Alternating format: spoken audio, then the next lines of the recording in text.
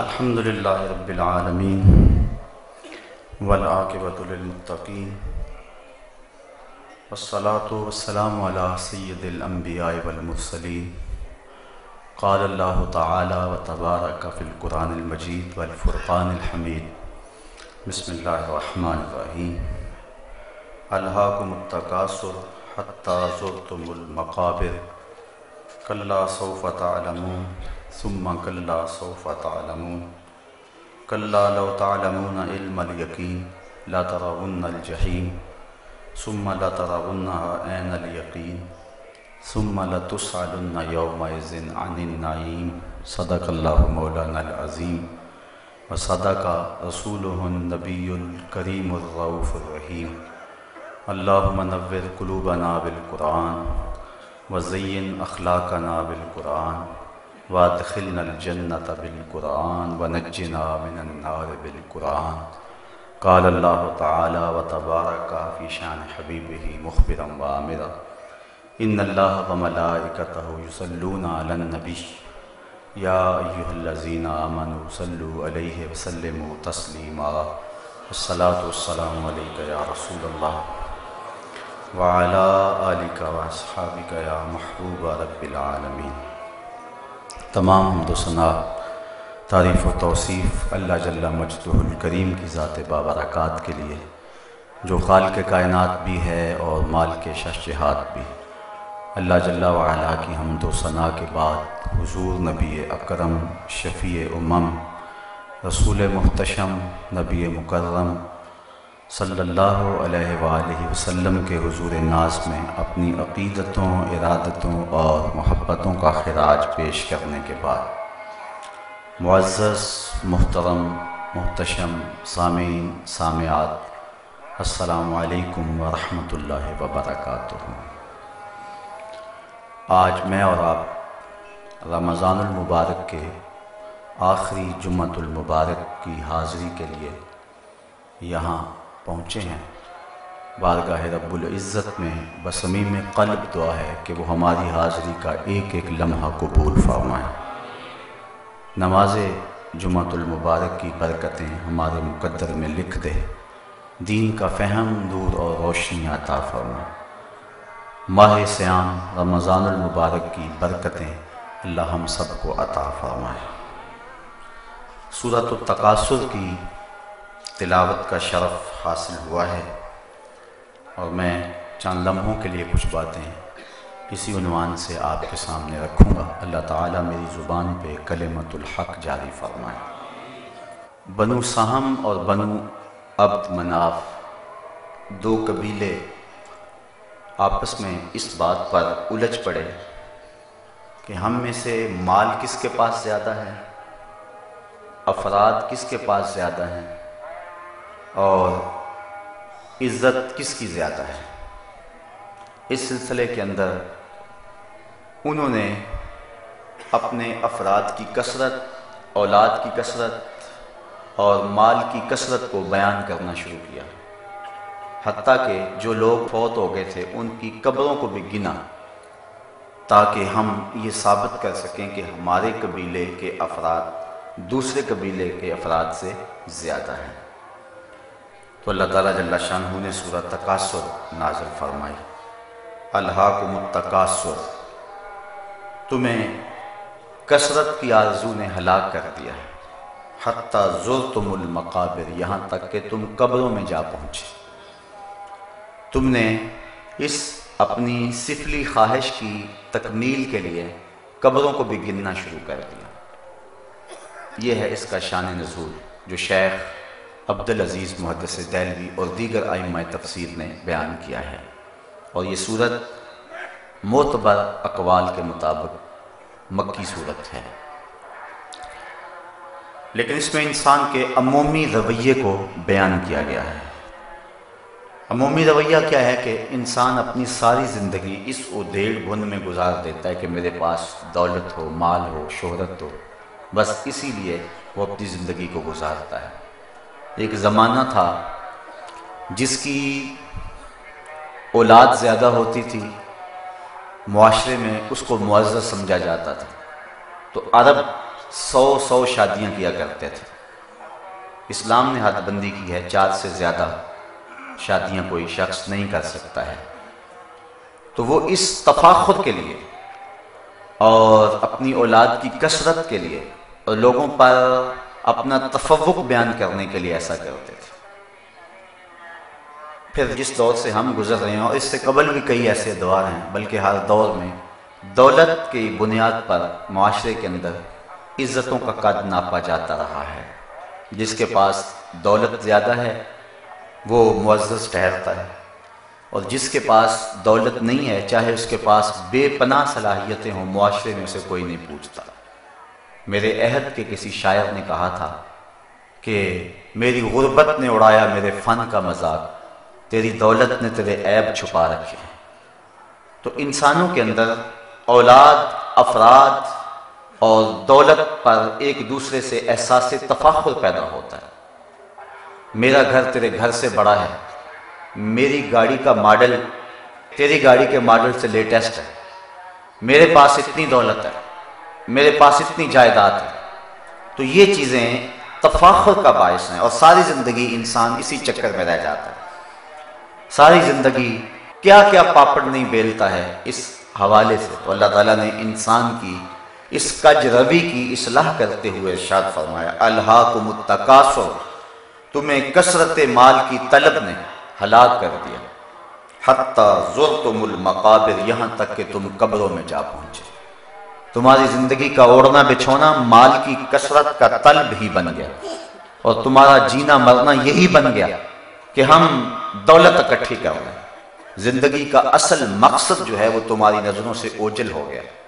حضرت عبداللہ ابن عباس رضی اللہ تعالیٰ عنہ فرماتے ہیں، لہو سے مراد ہر وہ چیز ہے جو مقصد حقیقی سے انسان کی نظر کو ہٹا دے۔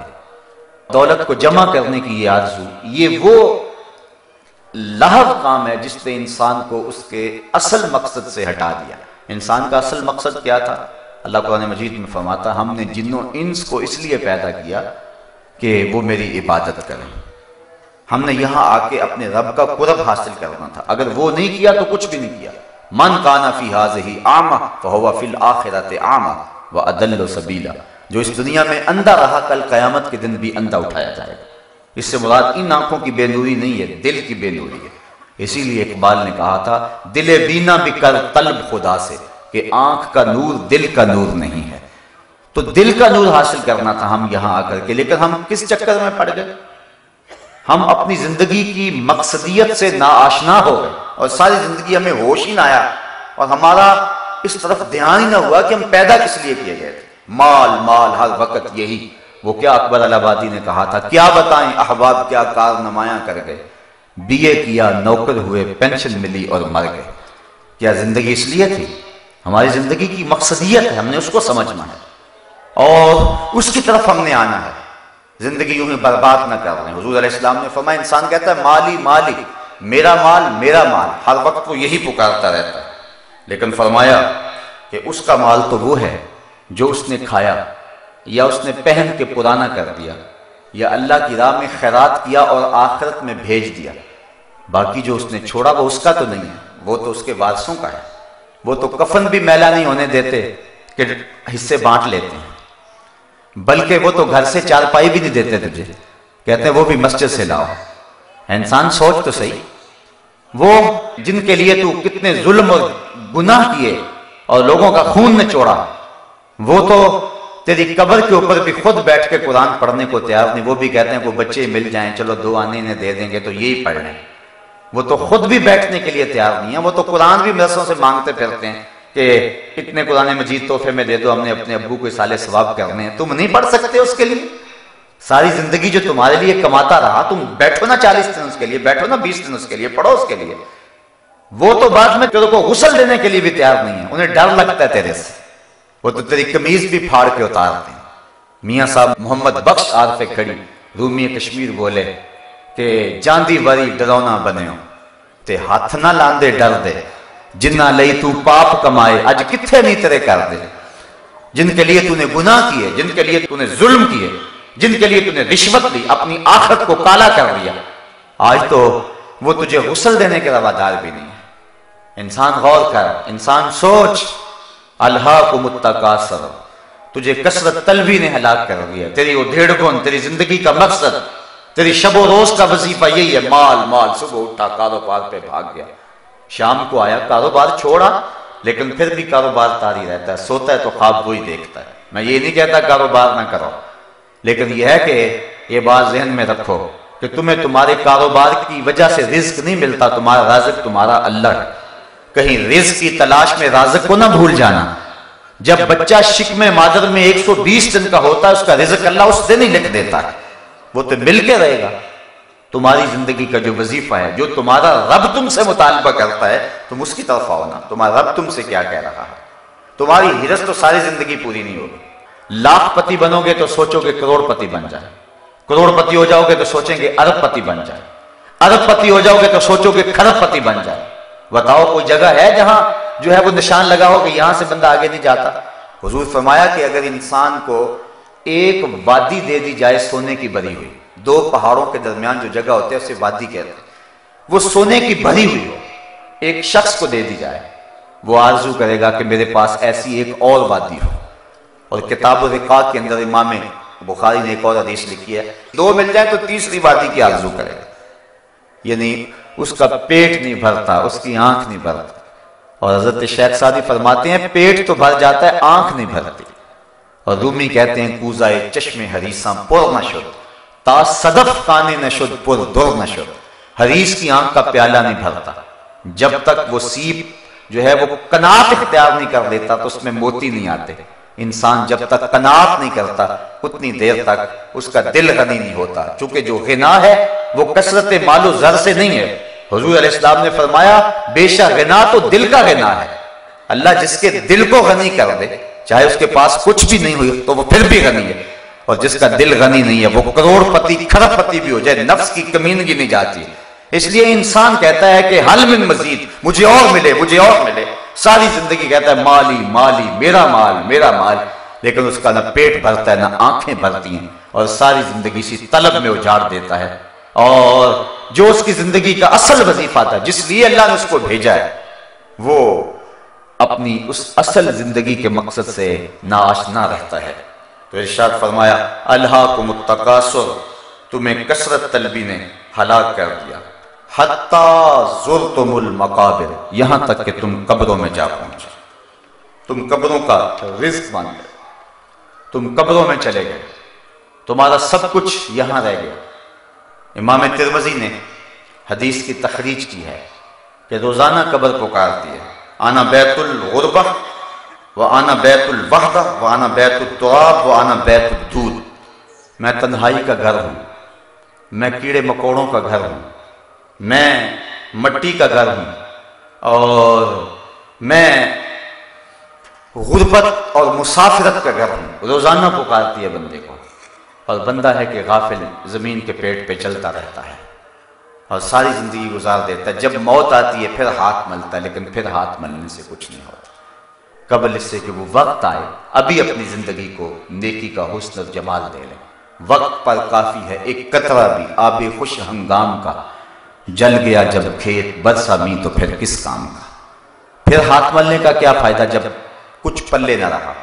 آنکھیں اس وقت کھلے گی جب آنکھیں بند ہوں گی، لیکن اس وقت پھر کوئی فائدہ نہیں ہوگا. کاش کہ ہم آنکھیں بند ہونے سے پہلے پہلے ہی آنکھیں کھول لیں اور دیکھیں کہ ہماری زندگی کا مقصد کیا ہے. حضور علیہ السلام نے ارشاد فرمایا کنت نہیتکم عن زیارت القبور فزوروها لانها تذکر الاخرہ. میں تمہیں قبروں پہ جانے سے روکا کرتا تھا، اب حکم دیتا ہوں کہ قبروں پہ جایا کرو، اس لیے کہ قبریں آخرت کی یاد دلاتی ہیں. جب روکا تھا اس وقت مشرکین کی قبریں تھیں، کافروں کی قبریں تھیں، اس لیے کہا کہ قبروں پہ نہیں جانا. اور جب کچھ اہل ایمان فوت ہو گئے اور قبرستان مسلمانوں کا بن گیا، اب حکم دیا جاؤ. جب کافروں کی قبریں تھی منع کر دے. کن تو نہیتکم، ایک زمانہ تھا میں تمہیں روکتا تھا کہ قبروں پہ نہ جایا کرو، لیکن اب میں حکم دیتا ہوں کہ تم قبروں پہ جایا کرو. کیوں؟ لِأَنَّهَا تُذَكِّرُ الْآخِرَةَ، اس لیے تمہیں آخرت کی یاد آئے. ٹوٹی پھوٹی اور شکستہ قبروں کو دیکھ کر کے تمہیں سوچ آئے گی کہ ہم نے بھی یہاں آنا ہے. حضرت غوث اعظم شیخ عبد القادر جیلانی علیہ رحمہ فرماتے ہیں جاؤ جا کے ٹوٹی پھوٹی اور شکستہ قبریں دیکھو اور جا کے قبرستانوں میں دیکھو کتنے کتنے حسینوں کی مٹی خراب ہو رہی ہے، جو اپنے بدن پہ ایک چٹکی مٹی بھی نہیں پڑنے دیتے تھے، آج ان کے کفن بھی تار تار ہو گئے۔ ٹوٹی ہوئی قبریں بھی تمہیں آخرت کی یاد دلاتی، اور مرصع قبریں بھی، یہ گنبد اور مزار بھی تمہیں آخرت کی یاد دلائیں کہ یہ لوگ بھی تو اس دھرتی کے واسی تھے۔ کیا ہوا ہے کہ ان کی قبر کے اوپر میلہ ہی ختم نہیں ہوتا ہے۔ آپ دریائے راوی کے اس پار آئیں تو جہانگیر کا مقبرہ ہے، جہاں دن کو بھی حسرتیں برستی ہیں، رات کو تو اندھیرا ہوتا ہی ہے، دن کو بھی آپ کو کوئی وہاں قرآن پڑھنے والا نہیں ملے گا، تاش کھیلنے والی ٹولیاں تو ملیں گی، وہاں جانوروں کی بھیڑیں پڑی ہوئی نظر آئیں گی، تمہیں لوگ وہاں گھومتے پھرتے نظر تو آئیں گے، لیکن وہاں کوئی ہاتھ اٹھا کے دعا مانگتا نظر نہیں آئے گا۔ یہ وہ مطلق العنان لوگ ہیں جن کے اشارہ ابرو پہ ہندوستان کی تقدیر لکھی ہوئی تھی۔ بلکہ زیب النساء بیٹی ہے جہانگیر کی، اس نے اپنے باپ سے چوری دیوان لکھا تھا، دیوان مخفی، اس کا اپنا شعر اس کے لوح مزار پہ لکھا ہے، بر مزار ماں غریباں نہ چراغے نہ گلے، نہ پرے پروانہ سوزت نہ صدائے بلبلے۔ ہم غریبوں کی قبر پہ نہ کوئی چراغ جلانے آئے گا، نہ کوئی پھول ڈالنے آئے گا، نہ کوئی بلبل گیت گائے گا، اور نہ کوئی پروانہ پر جلائے گا۔ یہ جو مطلق العنان حکمران تھے یہ آج غریب بنے ہوئے ہیں، لیکن راوی کا کنارہ پار کر جاؤ، ایک لوح مزار وہاں بھی ملے گی۔ یہاں تو لکھا ہے بر مزارے ماں غریباں نئے چراغے نئے گلے، اور وہاں لکھا ہے گنج بخشے فیض عالم مظہر نور خدا، ناکساں را پیر کامل کاملاں را رہنما۔ ارے میں گسارو سویرے سویرے خرابات کے گرد پھیرے بپھیرے، کبھی اس طرف بھی گزر کر تو دیکھو بڑی رونقیں ہیں فقیروں کے ڈیرے۔ دن کو چلے جاؤ یا رات کو، کڑکتی دوپہر میں چلے جاؤ یا برستی بارش میں چلے جاؤ، چھٹی کا دن ہو یا ورکنگ ڈے ہو، رت اور زمانہ کوئی بھی ہو، حکومت کسی کی بھی ہو، تمہیں جب بھی جانا نصیب ہوگا داتا کی چوکھٹ پہ ہجوم عاشقہ نظر آئے گا۔ ایک یہ لوگ ہیں اور ایک وہ لوگ کہ جن کی ٹوٹی اور شکستہ قبریں تمہیں عبرت دلاتی ہیں۔ یہ اس دنیا کی چھاتی کی زینت ہوا کرتے تھے اور یہ زمانے کا جھومر ہوا کرتے تھے، ان کے اشارہ ابرو پہ ہندوستان کی تقدیر لکھی ہوا کرتی تھی۔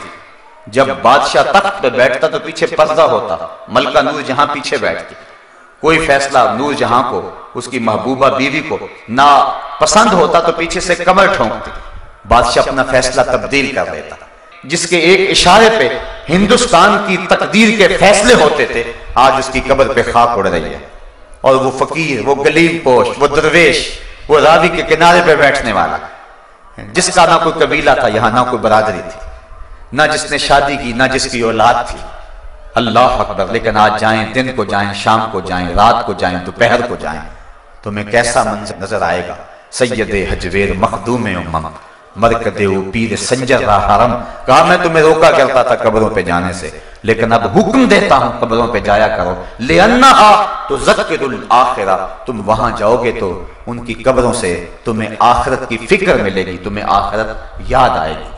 تو کہا الحاکم التکاثر حتی زرتم المقابر، کثرت طلبی نے تمہیں برباد کر دی، ہر وقت مال مال تمہاری زندگی کا مقصد بن کے رہے گا۔ حضور فرماتے ہیں ہر امت کا ایک فتنہ ہے، لیکن میری امت کا فتنہ مال ہے۔ بلکہ فرمایا حضور نبی رحمت صلی اللہ علیہ وسلم نے وَإِنِّي وَاللَّهِ مَا أَخَافُ عَلَيْكُمْ أَن تُشْرِكُوا بَعْدِي، فرمایا اللہ کی قسم کہ میں اس بات سے نہیں ڈرتا کہ میرے بعد تم شرک کرو۔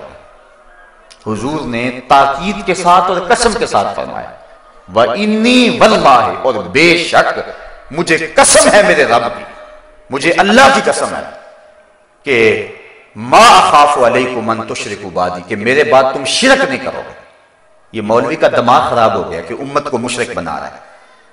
سوچیں، یہ بخاری شریف کتاب الرقاق کی روایت ہے، اس کو بار بار پڑھیں، امت کو مشرک نہ بنائیں اور شرک و کفر کے لوٹے بھر بھر کے امت پہ نہ ماریں، یہ ظلم نہ کریں امت پہ۔ حضور کے بھولے بالے غلاموں کو شرک کا دھبا اور داغ نہ لگائیں ان پر، ڈریں قیامت کے دن سے جب ہر شے کھل کے سامنے آ جائے گی، کیا جواب دیں گے اللہ کے سامنے؟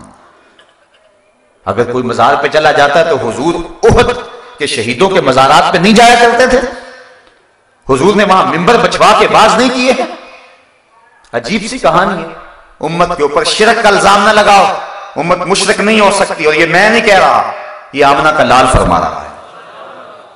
اور حضور اس کو تاکید کے ساتھ فرما رہے ہیں کیونکہ حضور کو علم تھا کہ میری بھولی بالی امت کو لوگ مشرک کہیں گے. تو حضور نے فرمایا وَإِنِّي وَاللَّهِ مَا أَخَافُ عَلَيْكُمْ أَن تُشْرِكُوا بَعْدِي. فرمایا مجھے قسم ہے اس رب کی، اللہ اکبر، مجھے قسم ہے اللہ کی، میرے بعد تم شرک نہیں کرو گے، مشرک نہیں ہوگے. حضرت موسیٰ علیہ السلام کوہ طور پہ گئے، 40 دن کا اعتکاف تھا. 40 دن ساری توجہ اللہ کی طرف لگائے رکھی اور امت سے توجہ ہٹا لی.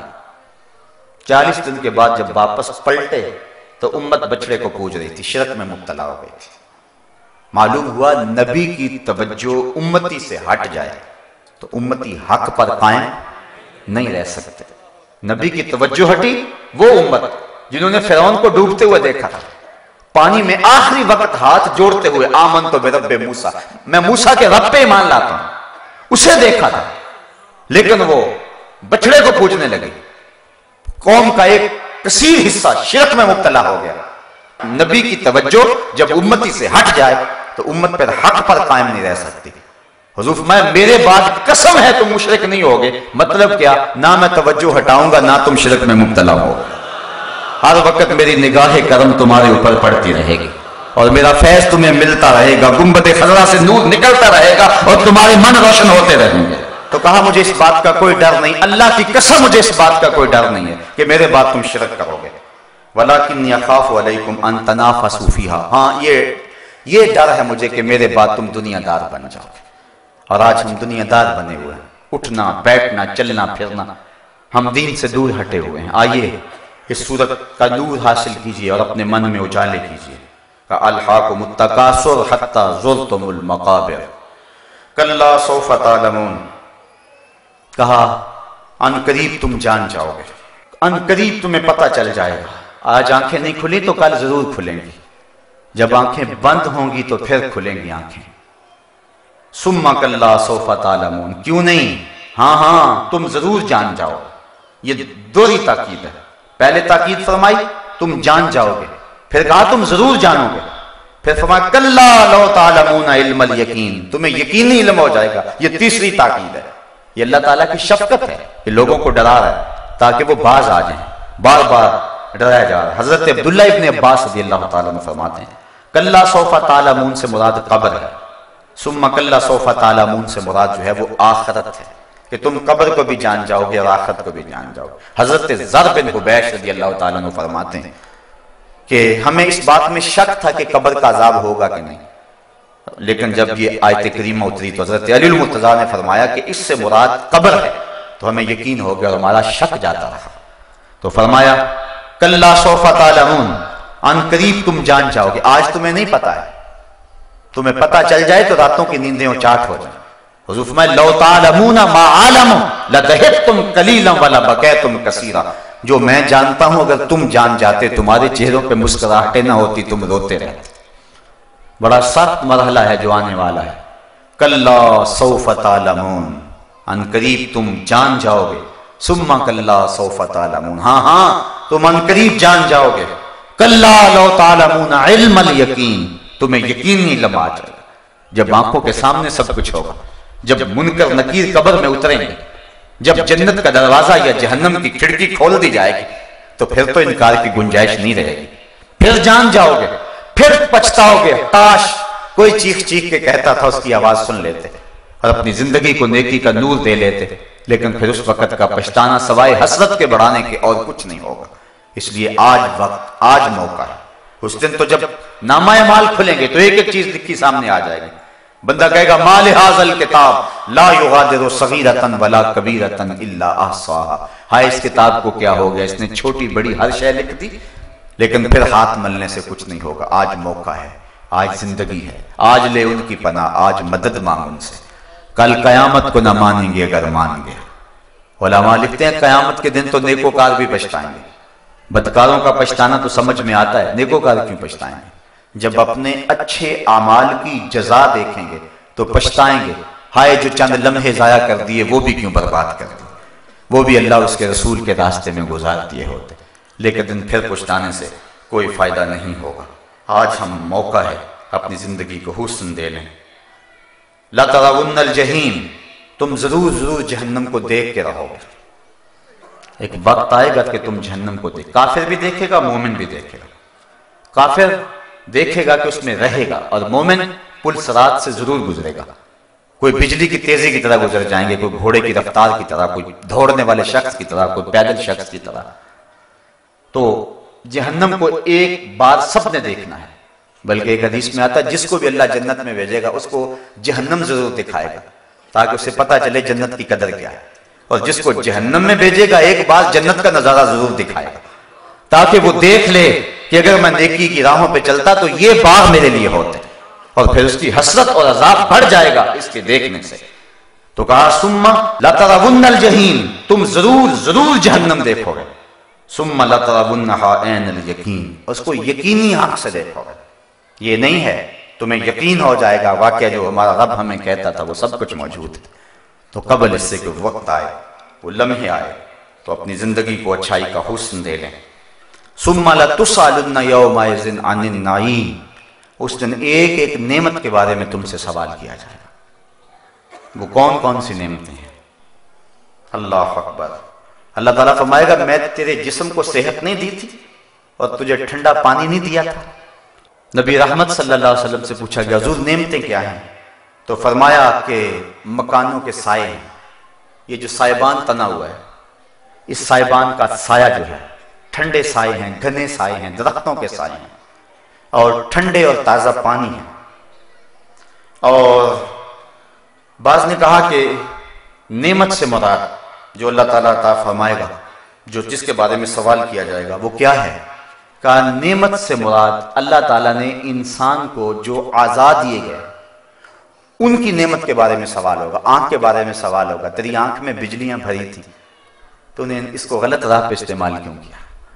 تیرے کانوں میں ہم نے نغمے رکھ دیے تھے، کتنی شنوائی کی طاقتیں رکھی تھی. ہم نے تیرے پاؤں میں چلنا رکھا تھا، تیرے ہاتھوں کو پکڑنا دیا تھا، تیری زبان کو بولنا دیا تھا. نعمتوں کے بارے میں سوال، ہمیں قدر نہیں ہے نعمتوں کی. یہ بظاہر جو ہماری نعمتیں اللہ تعالیٰ نے ہمیں دی گئی ہیں، اگر ایک نعمت چھن جائے، یہ تو کسی نابینے سے پوچھو نا کہ آنکھیں کیا ہوتی ہیں، کسی بہرے سے پوچھیں کہ کان کیا ہوتے ہیں. ہمیں نہیں پتہ ان نعمتوں. ایک دنیا کا امیر ترین شخص ہوا ہے اوناسس، یونان کے اندر جہازوں کا اس کا کام تھا. دنیا کے امیر ترین جو 10-12 لوگ ہیں ان میں اس کا نام بڑا نمایاں ہے. اس کو ایک بیماری لگ گئی. کیا بیماری لگی؟ کہ اس کی آنکھوں کے یہ جو پپوٹے ہیں ان کے پٹھے کام کرنا چھوڑ گئے، اور اب اس کی آنکھ اپنی مرضی سے کھل نہیں سکتی تھی. جب اس نے آنکھ کھولنی ہوتی ڈاکٹر سلوشن ٹیپ لگا دیتا اور وہ آنکھ کھولتا، اور جب آنکھ بند کرنی ہوتی تو وہ اتارتا تو آنکھ بند ہو جاتی. ہمیں پتہ ہی نہیں ہے کہ یہ کتنی بڑی نعمت اللہ نے لگائی. ایٹومیٹک سسٹم لگایا ہوا، ادھر سے تنکا اڑا ادھر سے آنکھ بند ہو گئی. یہ اللہ تعالیٰ نے ایک سسٹم ہمیں دیا ہوا، ہمیں پتہ ہی اس کی قدر کا علم ہی نہیں. کتنی بڑی دولت ہے. کسی نے اوناسس سے پوچھا کہ زندگی کی سب سے بڑی آرزو کیا ہے؟ اس نے کہا کاش اپنی آنکھیں اپنی مرضی سے کھول سکوں. کہا اس کے لیے کوئی دولت لگانی پڑے تو کتنی لگائے گا؟ کہا ساری دولت جھونک دوں گا، کاش کہ اپنی مرضی سے اپنی آنکھیں تو کھول سکوں. تو ہمیں پتہ ہی نہیں ہے. ہمارے ایک دوست ہیں، ان کے منہ میں جو لعاب آتا ہے اس کی مقدار کم آتی ہے. اللہ تعالیٰ نے یہ بھی ایک نعمت رکھی ہوئی. بنیادی طور پہ وہ ٹیچر ہیں، لعاب کے کم آنے کی وجہ سے بولنا مشکل ہے، اور اس کا اثر یہ پڑا نظام انہضام میں خرابی، کیونکہ یہ قدرتی ایک چیز ہے جو نظام انہضام میں مدد دیتی. اور تیسرا آنکھوں کی بینائی، ایک آنکھ کی بینائی تو بالکل ختم ہونے کے قریب اور دوسری بھی متاثر ہے. اب ہم سمجھتے نہیں ہیں یہ کتنی بڑی دولت ہے. ہم کہتے ہیں یہ بار بار تھوک آ رہا ہے، لیکن یہ دولت ہے، اللہ نے ہمیں عطا کی ہے. آنکھوں کے پپوٹے دولت ہیں. تمہارے اندر دل رکھا گیا، تمہارے سر میں دماغ رکھا گیا. ماہرین کہتے ہیں اگر ایک انسانی دماغ کا کمپیوٹر تیار کیا جائے تو نیو یارک شہر سے بڑا ایک شخص کے دماغ کا کمپیوٹر بنے. اتنی بڑی دولت ایک انسان کو دیا، چاہے وہ بکریاں چرا رہا ہے اس کو بھی یہ دولت دی ہوئی ہے. کبھی انسان نے سوچا کتنا کرم کیا اس نے؟ ثم لتسألن یومئذ عن النعیم. اللہ ایک ایک نعمت کے بارے میں قیامت کے دن تم سے سوال کرے گا، ایک ایک نعمت کے بارے میں پوچھا جائے گا. وہ نعمت کیا ہے؟ بعض نے کہا اعضائے بدنی ہے، بعض نے کہا گھنے سائے ہیں، بعض نے کہا ٹھنڈا پانی ہے، بعض نے کہا یہ پھل ہیں جن سے درختوں کی شاخیں لدی ہوئی ہیں، بعض نے کہا کہ اس سے سمع اور بصر مراد ہیں، آنکھوں اور کانوں کی طاقتیں مراد ہیں، بعض نے کہا کہ ان نعمتوں سے مراد تخفیف شریعت ہے، اللہ تعالیٰ نے شریعت کو جو آسان بنایا ہوا ہے وہ ہے، یعنی شریعت پہ عمل کرنا ہمارے اوپر مشکل نہیں ہے۔ فیشن کے طور پہ ہم کہتے رہے کہ دین پہ چلنا بڑا مشکل ہے تو یہ الگ بات ہے، آج کل فیشن بنا ہوا ہے نا، ہر شخص کہتا ہے جی دین پہ چلنا بڑا مشکل ہے۔ میں کہا کرتا ہوں، بار بار کہتا ہوں، میاں تیرے لیے دین پہ چلنا مشکل ہے یا بلال حبشی کے لیے مشکل تھا؟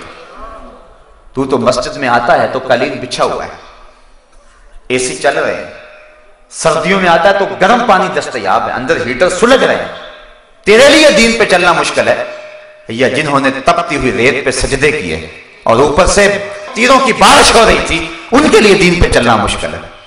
تجھے سجدہ کرنا مشکل ہے یا کربلا کے ریگزار میں حسین ابن علی کا سجدہ مشکل تھا؟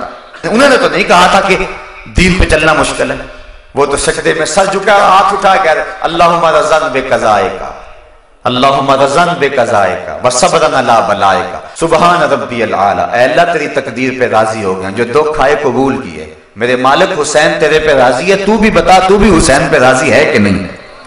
انہوں نے تو شکوہ نہیں کیا۔ حضرت عثمان غنی رضی اللہ تعالیٰ عنہ کو کچی کھال میں لپیٹ کے دھونی دی گئی کہ تم نے اسلام کیوں قبول کیا؟ انہوں نے تو نہیں کہا تھا کہ دین پہ چلنا مشکل ہے۔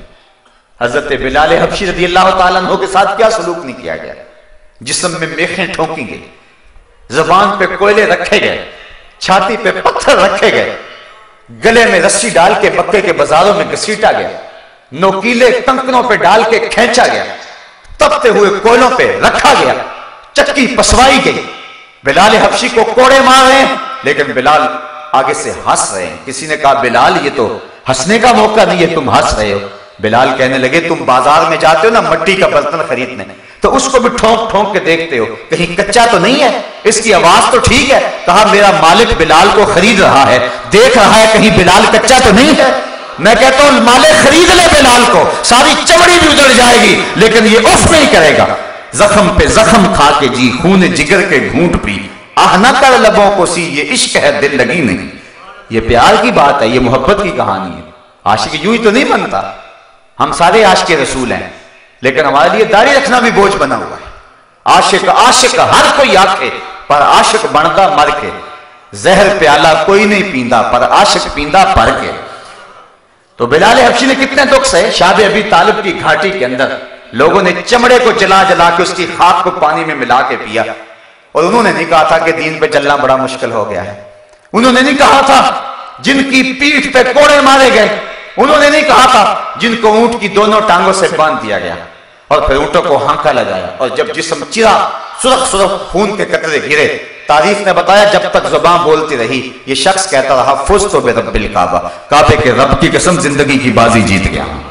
لوہے کی کنگھیوں سے جسم چھیدے گئے، سر پہ آڑا رکھ کے پاؤں تک چیر دیا گیا لیکن انہیں اف تک بھی نہیں کہی۔ انہوں نے نہیں کہا تھا کہ دین پہ چلنا مشکل ہے۔ ہم شور کر رہے ہیں دین پہ چلنا بڑا مشکل ہے، دین پہ تو چلنا ہی بڑا آسان ہے۔ حضور نے تو کوئی مشکل چیز ہمارے اوپر لازم ہی نہیں کی۔ فرمایا میرا جی چاہتا ہے کہ تمہارے اوپر مسواک کو لازم کر دوں لیکن ڈرتا ہوں کہ امت مشکل میں نہ پڑ جائے، اس لیے ہر نماز کے ساتھ لازم نہیں کر رہا۔ یہ تخفیفات شریعت یہ اللہ تعالیٰ کے انعام ہے اور ان کے بارے میں قیامت کے اندر پوچھا جائے گا۔ اتنی آسان شریعت دی تھی ہم نے، تم نے پھر بھی عمل نہ کیا۔ پچھلی شریعتیں دیکھو، اگر کپڑا گندا ہو جاتا ہے کپڑا کاٹ دو، کپڑا کاٹنا پڑتا تھا، دھونے سے پاک نہیں ہوتا تھا۔ نماز پڑھنے کے لیے مسجد میں جانا پڑتا تھا، یہ اس کے دور کا جو ہے وہ عبادت خانہ تھا، معبد تھا، وہیں جانا پڑتا تھا۔ تم نہیں جا سکتے ہو مسجد میں، گھر میں نیت باندھ لو، دکان پہ پڑھ لو، اپنے ڈیرے پہ پڑھ لو، کھیتوں کے اندر مصلی بچھا لو، جہاں وقت آ گیا کسی پہاڑ کی چوٹی پہ ہو وہاں مصلی بچھا لو۔ وضو کے لیے پانی ہے وضو کر لو، نہیں پانی ہے تو تیمم کر لو، لیکن سجدہ نہ چھوڑنا، اس کے حضور سر جھکانا نہ چھوڑنا۔ کتنی سہولتیں تمہیں دی تھی، کھڑے ہو کے پڑھ سکتے ہو کھڑے ہو کے پڑھ لو، نہیں کھڑا ہوا جاتا بیٹھ کے پڑھ لو، نہیں بیٹھا جاتا لیٹ کے پڑھ لو، لیٹا بھی نہیں جاتا اشارے سے پڑھ لو، پڑھو ضرور۔ اور تم نے پھر بھی سجدہ نہ کیا۔ ان امتوں کے لیے کتنی مشکلات تھیں اور تمہارے لیے کتنی آسانی ہے۔ قیامت کے دن پوچھا جائے گا، اتنی سہولتیں دی اور محمد عربی جیسا رسول دیا تم کو، تم نے قدر نہ کی۔ ثم لتسألن یومئذ عن النعیم۔ حضرت امام باقر رضی اللہ تعالیٰ عنہ سے روایت ہے، فرمایا جس نعمت کے بارے میں قیامت کے دن پوچھا جائے گا نا، فرمایا وہ نعمت ہوا رسول اللہ صلی اللہ علیہ وسلم، وہ حضور کی ذات ہے۔ تم کو ہم نے رسول کریم دیے جن کی زندگی بہتر نمونہ تھی، تم نے کیا قدر کی؟ تم مغرب کے پیچھے لگے رہے، تم ان کی ٹائیاں باندھتے رہے، تم ان کے پیچھے دوڑتے رہے۔ تمہیں آمنہ کا لال نظر نہیں آتا تھا جس نے تمہارے لیے غار سجدہ کے نوکیلے پتھروں میں پیشانی رکھ رکھ کے آنسو بہائے؟ کبھی تمہیں وہ نبی بھی یاد آیا؟ کبھی اس کا خیال کیا تم نے؟ تم کن کے پیچھے بھاگتے رہے؟ تیرے صوفے ہیں فرنگی، تیرے قالی ہیں ایرانی، خون کے آنسو رلاتی ہے جوانوں کی تن آسانی، ہر کوئی مستے مئے ذوق تن آسانی ہے، تم مسلمان ہو یہ انداز مسلمانی، حیدری فخر ہے نئے دولت عثمانی ہے، تم کو اسلاف سے کیا نسبت روحانی ہے، وہ معزز تھے زمانے میں مسلمان ہو کر، تم خار ہوئے تارک قرآن ہو کر۔ حضرت امام رازی لکھتے ہیں کہ ثم لتسألن یومئذ عن النعیم، اس سے تخفیف شرائع بھی ہیں اور اس سے مراد قرآن بھی ہے۔ ہم نے قرآن پر عمل تمہارے لیے آسان بنا دیا۔ تم نے کہاں تک قرآن پہ عمل کیا؟ تم نے قرآن کو صرف تعویذ گنڈوں کے لیے رکھا؟ تم نے قرآن کو صرف کچہری میں سر پہ اٹھانے کے لیے رکھا؟ جب کوئی شخص مر گیا تو صرف اس کے ایصال ثواب کے لیے قرآن کو پڑھا؟ تم نے دکان اور گھر میں برکت کے لیے قرآن کھولا؟ یہ ساری برکتیں قرآن کے دامن سے ہیں، لیکن کیا قرآن کے نزول کا مقصد یہ تھا؟ بڑی خوبصورت شاعر مشرق نے بات کی۔ اقبال کہتا ہے ببندے صوفی و ملا اسیری، حیات از حکمت قرآن گیری، با آیاتش ترا کار جزی نیست، کیا یاسی نے او آسان بمیری۔ کا تو جاہل صوفی اور کاہل ملا کے ایسے پھندے میں پھنسا کہ تو نے قرآن سے زندگی تلاش نہیں کی، قرآن کی آیتوں سے تجھے صرف اتنا سروکار رہا۔ جب تیرے بوڑھے کی روح اٹک گئی تو تو سورہ یاسین لے کے بیٹھ گیا کہ اس کی روح آسانی سے نکل جائے۔ اقبال کہتا ہے اس میں کوئی شک نہیں ہے کہ اس کی روح آسانی سے نکلتی ہے، لیکن افسوس کا پہلو یہ ہے کہ تو نے قرآن سے بھی مرنا ہی سیکھا۔ جس قرآن سے تو نے مرنا سیکھا کاش اس سے جینا بھی سیکھ لیا ہوتا۔ تو نے قرآن سے بھی مرنے کی راہیں تلاش کی، اس کا لفظ لفظ حیات آفری تھا، اس کا حرف حرف زندگی بخش تھا، اس کی ایک ایک آیت نور افزا تھی۔ زندگی کا سارا حسن، سارا جمال اور سارے اجالے اس قرآن کے دامن میں تھے، لیکن تو نے قرآن سے بھی مرنا ہی سیکھا، کاش قرآن سے تو نے جینا بھی سیکھ لیا ہوتا۔ کتاب زندہ قرآن حکیم، حکمت او لا یزالست و قدیم، گر تو می خواہی مسلمان زیستن، نیست ممکن جز بقرآن زیستن۔ مولا کائنات حضرت علی المرتضیٰ فرماتے ہیں، حضرت امام ترمذی نے اس حدیث کی تخریج کی ہے، حضور قرب قیامت کے فتنوں کا تذکرہ کرتے تھے، جب بارش کی طرح فتنے اتریں گے، ہر روز فتنے ہی فتنے، فرمایا کہ بڑے فتنے نازل ہوں گے۔ عرض کی حضور پھر بچنے کی صورت کیا؟ فرمایا اللہ کی کتاب قرآن مجید، جو اس کتاب سے جڑ جائے گا وہ فلاح پا جائے گا۔ آئیے قرآن سے جوڑیں، آؤ سنو اپنے محبوب کا فرمان۔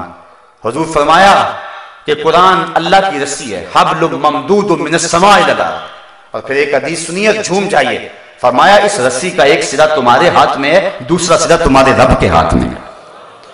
فرمایا اگر تمہارا اللہ سے باتیں کرنے کو جی چاہے تو قرآن کھول کے بیٹھ جائے گا۔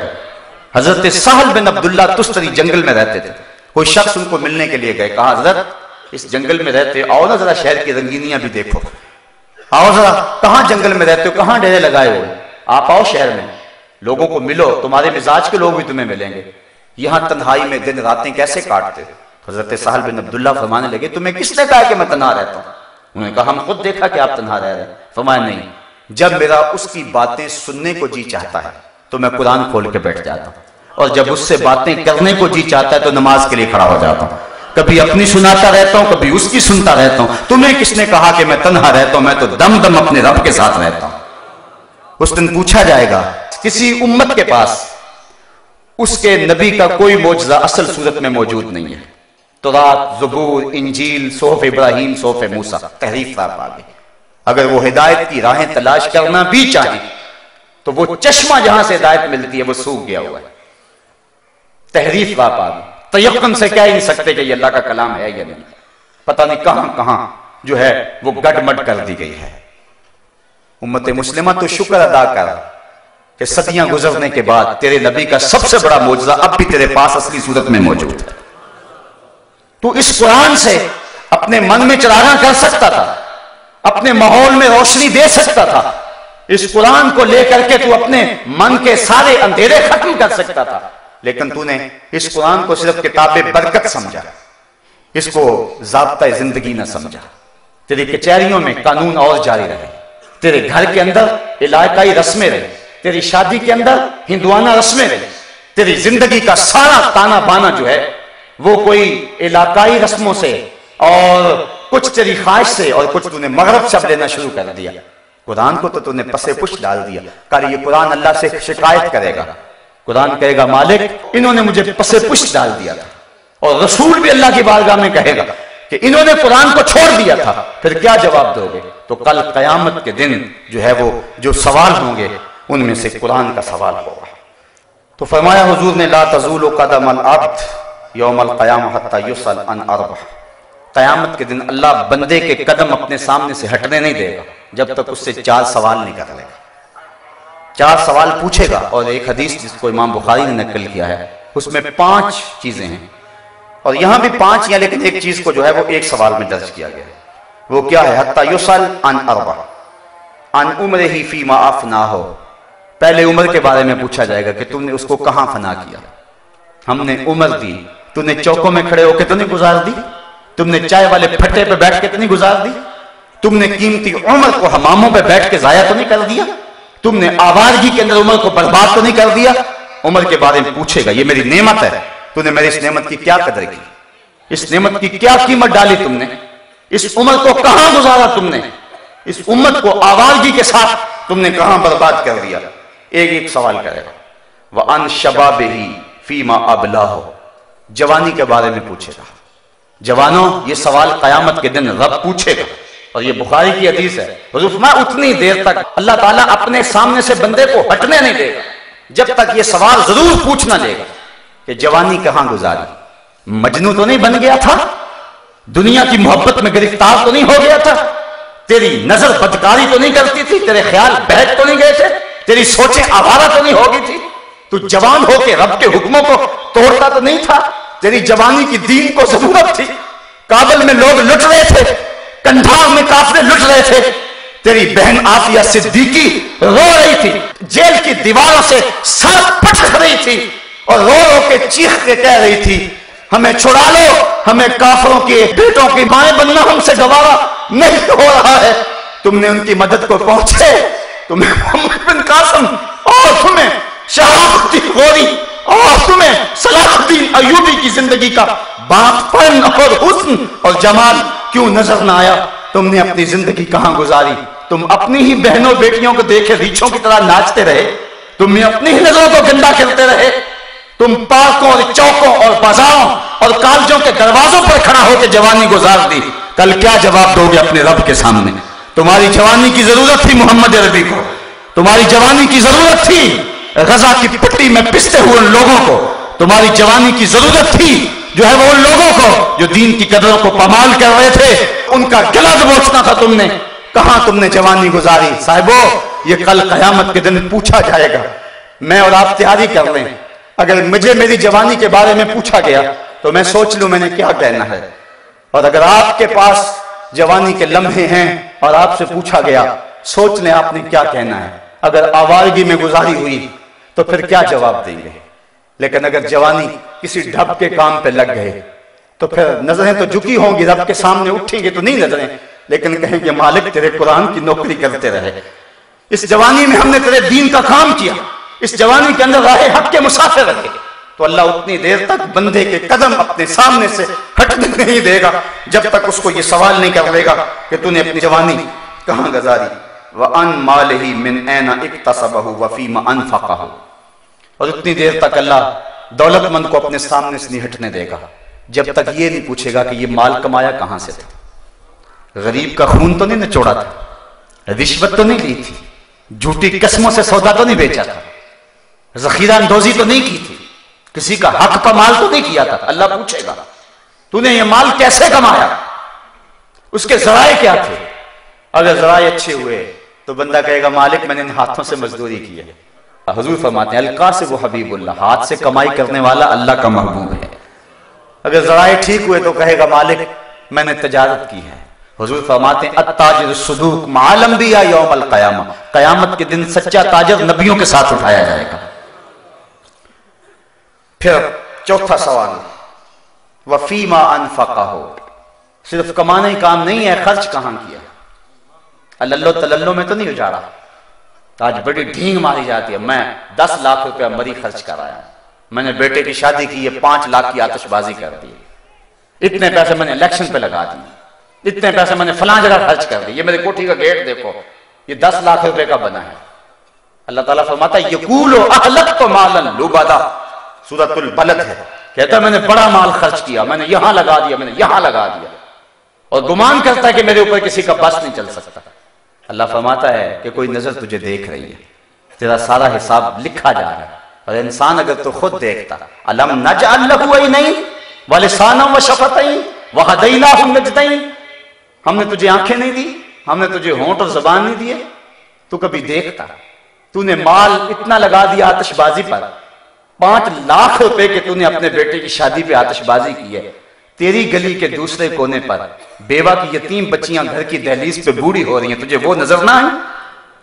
تو نے 10 لاکھ روپے جو ہے وہ خرچ کر دیا ہے جا کے مری میں، اور اس پہ ڈھینگے مارتا پھرتا ہے، تجھے نانے شبینہ کو ترستے ہوئے لوگ نظر نہ آئے؟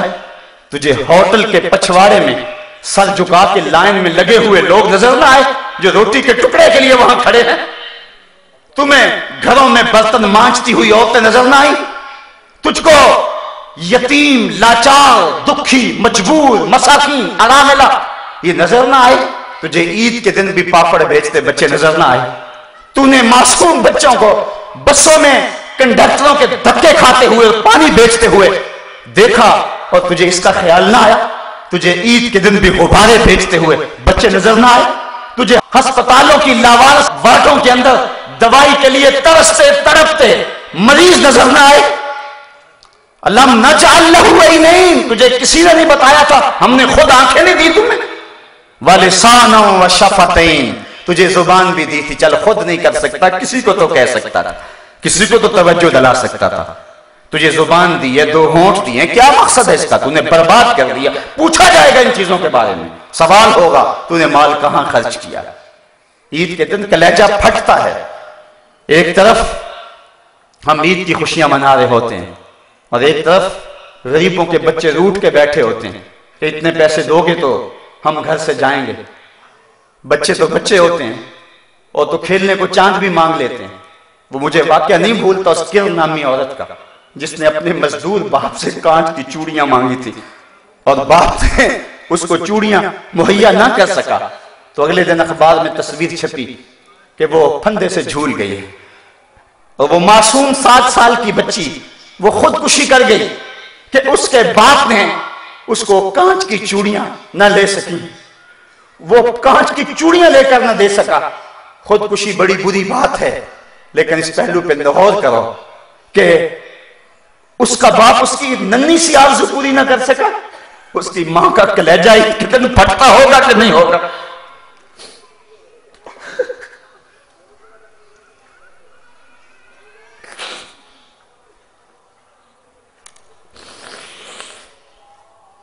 عالی نصب کوٹھیوں میں رہنے والوں، غریبوں کی جھونپڑیوں کو بھی دیکھو، بڑے بڑی کاروں میں گھومنے والوں، ان پیدل چلتے لوگوں کے دکھوں کو بھی سمجھو، اپنے گھروں میں گھی کے چراغ جلانے والوں، ان لوگوں کو بھی دیکھو جو نان شبینہ کو ترستے ہیں، رات کو جن کے گھر میں چولہا روشن نہیں ہوتا۔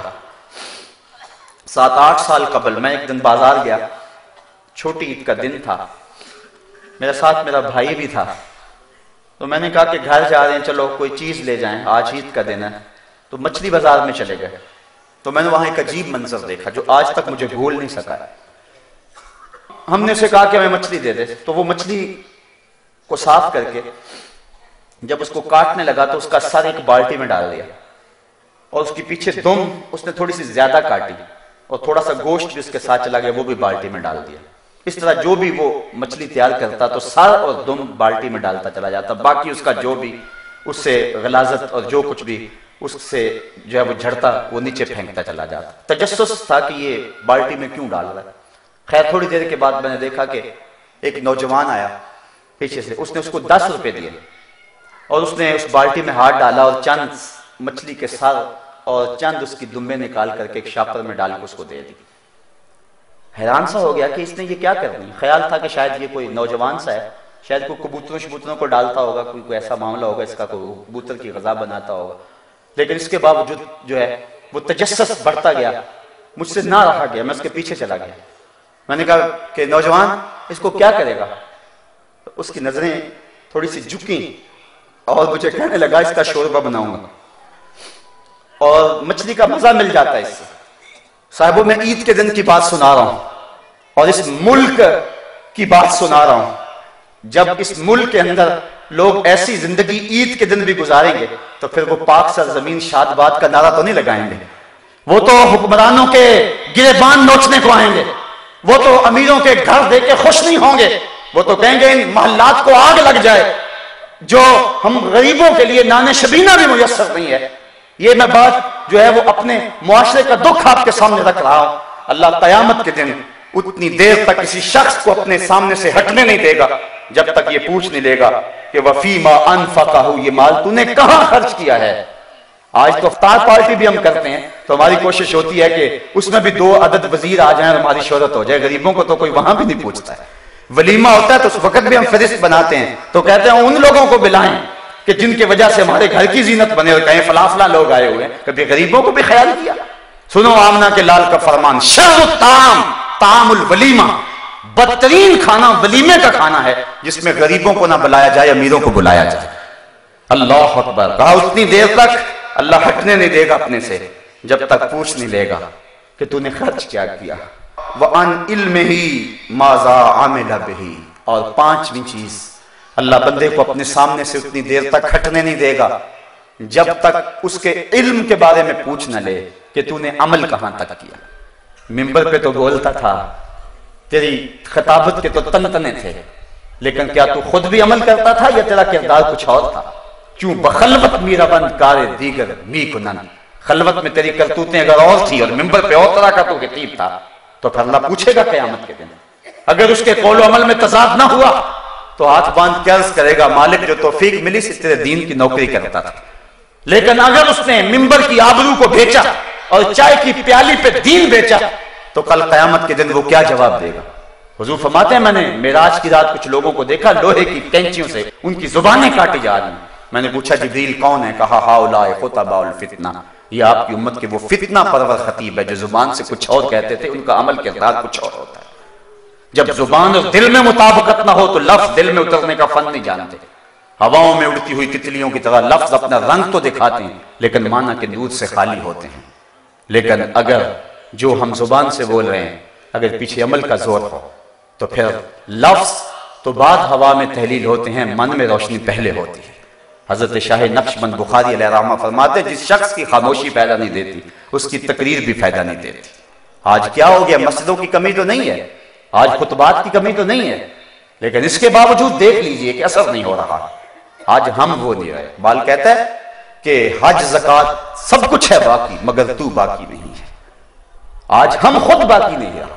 وہ دور بھی دیکھیں کہ حضرت عمر فاروق رضی اللہ تعالیٰ عنہ کا دور ہے۔ ایک عورت مسجد میں نماز پڑھنے کے لیے آتی، عورتوں کا بھی ممانعت نہیں ہوئی تھی جماعت کے ساتھ مسجد میں نماز پڑھنے کی، تو وہ نماز پڑھنے آتی، ایک نوجوان راستہ روک کے کھڑا ہو جاتا۔ 2-4 دن اس نے دیکھا کہ یہ مزاحمت کرتا ہے، ایک دن کھڑی ہو گئی، کہا کیا ماجرا ہے؟ اس نے کہا میں تیرا چاہنے والا ہوں، میرے دل میں تیرے لیے محبت کے بے پناہ جذبے، تیرے لیے آسمان سے تارے توڑنے پڑے تو اس سے بھی گریز نہیں کروں گا۔ اس نے کہا کہ میری کوئی شرط نہیں، اگر تو بڑا ہی چاہنے والا ہے میرا تو ایک شرط اگر پوری کر دے پھر میں تیرے لیے حاضر ہوں۔ کہا بتاؤ؟ کہا 40 دن تک حضرت عمر کے پیچھے نمازیں پڑھ لیں، 40ویں دن کی آخری نماز کے بعد یہی ملاقات ہو۔ اس نے کہا یہ کون سا مشکل کام ہوا، تیرے لیے تو میں بڑا کچھ کرنے کے لیے تیار تھا، یہ تو آسان سا حل مل گیا۔ 40 دن نمازیں چلتی رہی، حضرت عمر فاروق کی پرسوز کی رات سنتا رہا۔ 40ویں دن کی آخری نماز پڑھ کے جب واپس پلٹنے لگا تو وہ عورت، وہ لڑکی وہاں کھڑی تھی، یہ نظر جھکا کے گزرنے لگا۔ اس نے کہا حسب وعدہ کھڑی ہو، کہا کھڑی رہو، میرے دل کا تعلق عمر نے رب سے جوڑ دیا ہے، اب تم خیر سے کھڑی رہو، میں تمہاری طرف نظر التفات بھی نہیں کروں گا۔ 40 دن نمازیں پڑھی تو من بدل گیا. میرے پیچھے اگر کوئی 40 سال نمازیں پڑھے اور پھر بھی نہ بدلے تو مجھے سوچنے کی ضرورت ہے کہ نہیں. تو کہا عالم سے پوچھا جائے گا کہ جو تو نے علم لوگوں کو بیان کیا اور علم جانتا تھا اس پر خود کتنا عامل تھا. جب تک اللہ ان 5 لوگوں سے یہ 5 سوال نہیں کر لے گا اللہ تعالیٰ بندے کے قدم اپنے سامنے سے ہٹنے نہیں دے گا. ثم لتسألن یومئذ عن النعیم. اس دن ایک ایک نعمت کے بارے میں پوچھا جائے گا. صاحبو زندگی کٹ رہی ہے, سانسوں کی مالا ٹوٹ کے گرنے والی ہے. امام رازی نے بڑی خوبصورت بات کہی کہ ایک شخص کہتے مجھے ان الانسان لفی خسر کا ترجمہ نہیں آ رہا تھا. میں گیا بازار میں, وہاں ایک آدمی پھٹے پہ برف رکھ کے بیچ رہا تھا اور ساتھ کیا کہہ رہا تھا, ارحموا ارحموا من یذوب راس مالہ, اور میرے پہ رحم کرو, مجھ سے برف لے لو. اگر تم نے برف نہ خریدی تو میں نے کمائی کیا کرنی ہے, جو پیسے لگائے میرے وہ بھی ڈوب جائیں گے, چونکہ برف کسی گاہک کا انتظار نہیں کرتی. تو کہا جب اس نے یہ بات کہی تو مجھے ان الانسان لفی خسر کا ترجمہ سمجھ میں آ گیا. میں نے بھی کہا سانسوں کے ذریعے زندگی کی برف پگھلا رہے ہیں.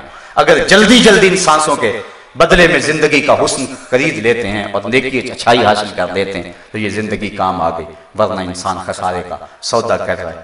ماہ رمضان آیا تھا, اب ہم سے رخصت ہو رہا ہے.